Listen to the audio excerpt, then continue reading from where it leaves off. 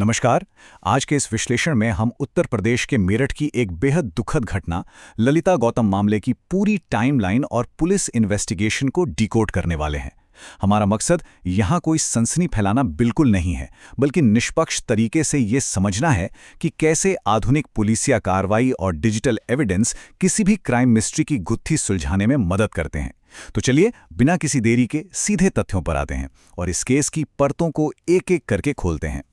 इस पूरी मिस्ट्री की शुरुआत एक बहुत ही आम से दिन से होती है। एक बीए फाइनल ईयर की स्टूडेंट अपने घर से एग्जाम देने के लिए निकलती है, लेकिन फिर कभी लौटकर वापस नहीं आती। जरा सोचिए, एक रूटीन सा दिन अचानक से एक परिवार के लिए सबसे भयानक दुष्स्वप्न में बदल जाता है। बिल्कुल यहीं से इस पूरे मामले की नींव पड़ती है। ये टाइमलाइन देखिए, ये हमें घटनाओं के क्रम को समझने में बहुत मदद करेगी। 15 मई की सुबह ललिता अपने बीए फाइनल ईयर के एग्जाम के लिए घर से निकलती है। दोपहर होते होते जब वो वापस नहीं आती तो जाहिर है परिवार की बेचैनी बढ़ने लगती है। वो अपने स्तर पर उसकी हर जगह तलाश करते हैं, लेकिन जब हर मुमकिन कोशिश के बाद भी कोई सुराग नहीं मिलता तो उसी शाम परिवार हार मानकर टीपी नगर पुलिस स्टेशन पहुंचता है और आधिकारिक तौर पर मिसिंग पर्सन रिपोर्ट दर्ज कराता है। यहां से पुलिस ऑफिशियली इस केस में एंट्री लेती है। और फिर आता है इस इन्वेस्टिगेशन का पहला और सबसे खौफनाक पड़ाव, गन्ने के खेत में हुई वो खोज। परिवार की वो तलाश एक बेहद दर्दनाक मोड़ पर आकर खत्म हुई।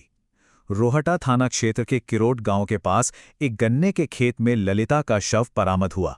अब पुलिस के सामने चुनौती सिर्फ एक लापता लड़की को ढूंढने की नहीं थी। मामला पूरी तरह से एक मर्डर इन्वेस्टिगेशन में बदल चुका था। सवाल ये था कि आखिर उसे उस गन्ने के खेत तक किसने और क्यों पहुंचाया। समय कम था और सुराग ना के बराबर।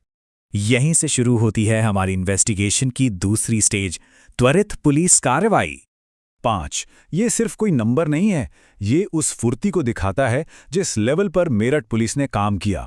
अक्सर हम इन्वेस्टिगेशन में देरी की बातें सुनते हैं, है ना? लेकिन यहाँ मामले की गंभीरता को देखते हुए एसएसपी अविनाश पांडे ने केस को जल्द से जल्द क्रैक करने के लिए तुरंत 5 अलग अलग इन्वेस्टिगेटिव टीमों का गठन कर दिया। एक ही केस को सुलझाने के लिए 5 टीमें, ये अपने आप में पुलिस की कमिटमेंट को साफ जाहिर करता है। इन 5 टीमों ने बिल्कुल एक साथ अलग अलग मोर्चों पर अपना काम शुरू किया।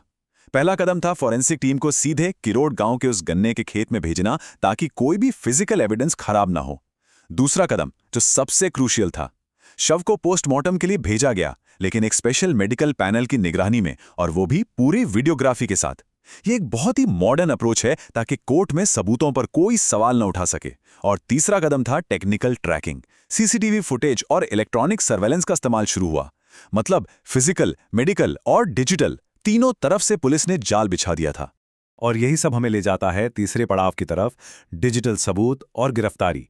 किसी भी केस को क्रैक करने के लिए बिखरी हुई कड़ियों को जोड़ना सबसे अहम होता है। जमीनी स्तर की मेहनत और डिजिटल डेटा अब एक ही दिशा में इशारा कर रहे थे। हुआ ये कि ललिता के परिवार ने गांव के ही एक लड़के पर अपना शक जाहिर किया, लेकिन पुलिस ने सिर्फ शक पर कार्रवाई नहीं की। उन्होंने इस इनपुट को हार्ड डेटा के साथ क्रॉस चेक किया। सर्विलांस टीम ने लोकल सीसीटीवी फुटेज और तकनीकी इनपुट्स खंगाले। जब परिवार के शक और इन डिजिटल सबूतों को एक साथ रखा गया तो दोनों का निशाना एक ही था, गांव का वो युवक अंकुश। इसी सॉलिड बेसिस पर पुलिस ने बिना कोई वक्त गवाए अंकुश को हिरासत में ले लिया। इसके बाद जांच अपने आखिरी और सबसे चौंकाने वाले पड़ाव पर पहुंचती है, एक जानलेवा शक। पुलिस इंटरोगेशन में मानवीय रिश्तों का एक बहुत ही डार्क साइड सामने आया। पता चला कि ललिता और अंकुश कोई अजनबी नहीं थे, बल्कि वो एक लंबे समय से रोमांटिक रिलेशनशिप में थे। तो फिर इतने पुराने रिश्ते का ऐसा खौफनाक अंत कैसे हुआ? ट्रिगर पॉइंट था एक स्मार्टफोन। घटना वाले दिन अंकुश ने ललिता के फोन पर किसी दूसरे लड़के के साथ उसकी चैट देख ली थी। इस एक छोटी सी चैट ने इतना बड़ा विवाद खड़ा कर दिया कि अंकुश ने अंधे गुस्से में आकर ललिता की हत्या कर दी और सबूत मिटाने के लिए बॉडी को गन्ने के खेत में छिपा दिया।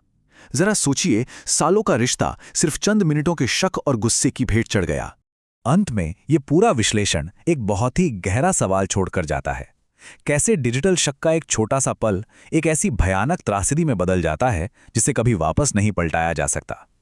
आज की इस हाइपर कनेक्टेड दुनिया में, जहां फोन हमारी जिंदगी का इतना बड़ा हिस्सा बन चुके हैं, वहां अनियंत्रित गुस्सा और शक कितने खतरनाक परिणाम ला सकते हैं, ये केस उसका एक जीता जागता और खौफनाक उदाहरण है। एक छोटी सी चैट ने न सिर्फ एक होनहार लड़की की जान ले ली, बल्कि कई परिवारों की जिंदगी हमेशा के लिए तबाह कर दी।